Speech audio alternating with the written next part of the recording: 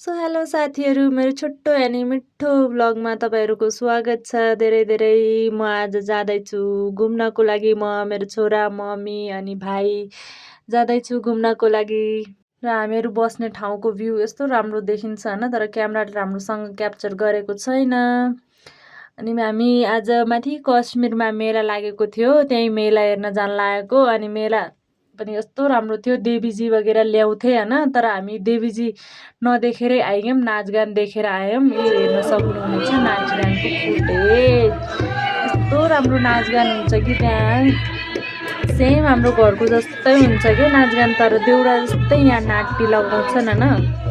नाट्यमा पनि कस्तो राम्रो राम्रो नृत्य गरेका हुन्छन् कि, यस्तो राम्रो ढोल पट्टु लगाएका हुन्छन् होइन। धेरै राम्रो लाग्छ कि मलाई यहाँको नाट्य। तर तपाईँहरूलाई कस्तो लाग्छ मलाई कमेन्ट गरिदिनु होला होइन। मलाई त लास्टै असाध्यै राम्रो लाग्ने भनेको यो नाट्य हो। यहाँको यो नाट्य अनि यस्तै ट्रेडिसनल ज्वेलरी वगेरा, ट्रेडिसनल ड्रेस। यहाँको ट्रेडिसनल ड्रेस भनेको यही हो क्या। यही पनि कति सुन्दर लागिरहेको हुन्छ कि यिनीहरूलाई। तर मैले पनि पहिला तर लगाउनु त लगाएको छु यो वाला।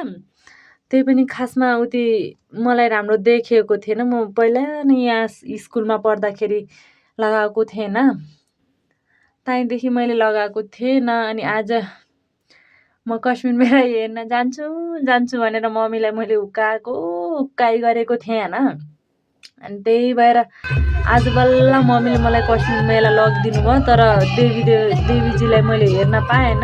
त्यहाँ घर देखिन्छन्, मन्दिर जस्तो देखिन्छ, त्यहाँभित्र देवीजीलाई राखेका थिए। तर देवीजीको पासमा हामीलाई जान दिन पनि दिँदैनन्, किनभने क्यामेराले फोटो खिच्न मिल्दैन नि देवीजीको। फोटो खिच्न नि मिल्दैन, भिडियो बनाउन पनि मिल्दैन। अनि त्यही भएर नाट्यको हामीहरू भिडियो सिडियो बनाएर हामी निस्क्यौँ घरतिर। सो बाई बाई, हामीहरू भोलि मिलौँला मेरो अर्को भ्लगमा।